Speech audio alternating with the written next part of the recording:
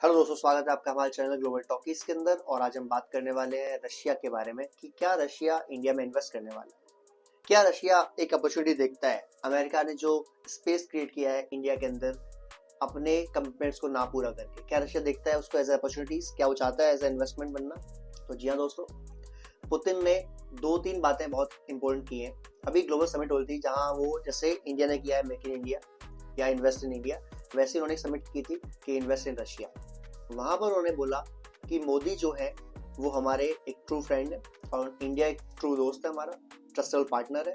और उन्होंने ये भी कहा investment in India is actually profitable, ये जो वर्ड है। और उन्होंने आगे ये भी कहा कि we wanted to invest in India further, हम चाहते हैं हम भारत में और इन्वेस्टमेंट करें और मैन्युफैक्चरिंग हब खोलें और वहां पर इन्वेस्टमेंट को बढ़ाएं। अब मुद्दा आता है, उन्होंने बड़े चालाकी से बात कर दी। इसी को बोलते हैं ग्लोबल लीडर या टाइप ऑफ लीडर जो बात करता है और क्लियर भी नहीं कहता। वो कह रहे हैं हम मैन्युफैक्चरिंग हब बनाएंगे इंडिया को और हम वहां पर इन्वेस्टमेंट करेंगे, मैन्युफैक्चरिंग करेंगे। अब बनाता है क्या रशिया? दो मुद्दे हैं। आप मैन्युफैक्चरिंग करना चाहते हैं तो क्या करेंगे मैन्युफैक्चरिंग? एक ऑयल एंड गैस, उसका मास्टर है वो, बहुत सारा उसके पास पड़ा हुआ तेल, लेकिन ऑयल गैस तो लाने से रहा है पर रिफाइनरी वहीं लगने वाली है, वहीं से तेल आएगा। या रिफाइनरी ऑलरेडी है इंडिया में, तो फिर क्या करेंगे मैन्युफैक्चरिंग? रशिया जो फेमस है वो है अपने हथियारों के लिए, रशिया जो फेमस है वो अपनी टेक्नोलॉजी हथियारों के लिए। जाहिर सी बात है, मैं ये नहीं कह रहा कि जो वेस्टर्न कंट्रीज हैं, यूरोपियन कंट्रीज हैं, यूएस है, उससे बेटर क्वालिटी के हथियार इनके पास नहीं है, उनसे लो क्वालिटी के ही, लेकिन चाइना से बहुत ऊपर क्वालिटी है। और बाई द टाइम धीरे धीरे, क्योंकि अब वो जंग लड़ रहे हैं पिछले 3 साल से ऑलमोस्ट, तो अपने हथियारों की कैपेबिलिटी कैटेगरी बढ़ाते जा रहे हैं वो, रिसर्च कर करके। तो जो उनकी क्वालिटी थी पहले और अब जो क्वालिटी है उसमें बहुत फर्क आया। तो यानी वो इंडायरेक्टली कह रहे हैं कि हम हथियारों की मैन्युफैक्चरिंग इंडिया में कर सकते हैं, साथ में हम टेक्नोलॉजी भी दे सकते हैं। आपको याद होगा यूएस ने क्या करा, जो जनरल इलेक्ट्रॉनिक्स है जी, उसने उनका जो फाइटर प्लेन है F-35, F-15X, उसमें जो इंजन लगते हैं उसको बोलते हैं GE-404। वो इंजन का वादा किया है तेजस के लिए हमारे, यानी इंडिया में जो तेजस फाइटर प्लेन बन रहा है, तेजस MK1, तेजस MK2, आगे जो हमारा और जो एडवांस AMC बनने वाला है, उन सब के लिए वो डील करी है इंडिया ने, HAL और जी ग्लोबल इलेक्ट्रॉनिक्स ने, कि हम क्या जनरल इलेक्ट्रॉनिक्स में कि हम मिलके इंजन इंडिया बनाएंगे और हम आगे टेक्नोलॉजी भी शेयर करेंगे। काफी सारे लोग थे इस रेस में।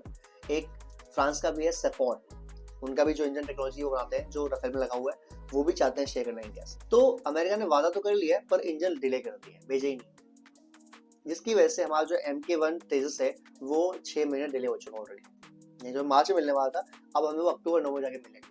इसकी वजह से रशिया ने देखा कि वहाँ अपॉर्चुनिटीज है। रशिया ने बोला कि हम एक काम करते हैं, जो हमारे इंजन है जो ऑलरेडी आप सुखोई में उड़ा रहे हो, जो हमारा Su-30 है उसमें उड़ा रहे हैं ऑलरेडी, वो हम इंजन आपके इंडिया बनाएंगे, हम वो प्लांट लगा देंगे, इंडिया को टेक्नोलॉजी शेयर करेंगे और एक पार्टनर लेके इंडिया का, जैसे कि डीलिंग हो रही है, हम कर देंगे।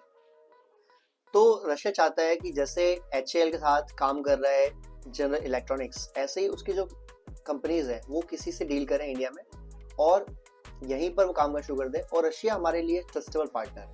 इंडिया की 60 to 70% हथियार जो है वो रशिया मेड है। सुखोई जो फाइटर प्लेन है उसकी पूरी टेक्नोलॉजी रशिया ने शेयर कर रखी है HAL से, यानी अगर हम चाहें तो सुखोई अपने बना सकते हैं खुद से Su-30, और हम उसकी काफी सारी टेक्नोलॉजी यूज भी कर रहे हैं तेजस के अंदर भी। लेकिन अमेरिका इस मामले में नालायक कंट्री है, ट्रस्टेबल नहीं है, दोस्त तो किसी का है ही नहीं, वो ऐसे बच्चे जो अपने बाप के भी नहीं है, तो हमारे कहां से होंगे? पाकिस्तान को सपोर्ट किया, फिर बाद में वही मिसाइल मारी। अफगानिस्तान को उठाया पहले ताकि रशिया से हमला करे, खुद उसामा बिन लादेन को लेके आए ताकि रशिया से लड़े, फिर बाद में खुद मारा।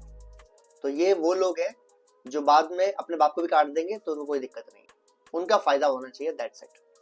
अब बात करते हैं रशिया की ऑलरेडी जो इन्वेस्टेड चीजें हैं वो कौन सी है। जैसे मैंने ऑलरेडी बताया HAL के साथ उन्होंने कर रखा है Su-30 का।